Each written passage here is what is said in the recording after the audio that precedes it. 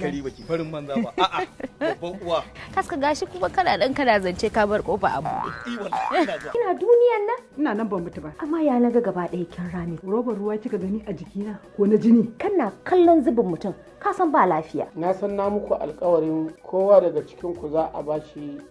naira miliyan 5 in an fitar da an gama wannan magana za ka fitar da ni fa yin dai ya wuce ya kai miliyan 1 kana da 13,000 za a rage kuɗin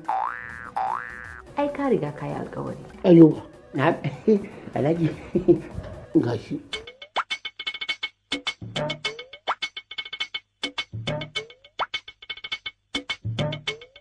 ka duba mu yadda muke wahala ni da baiwar Allah nan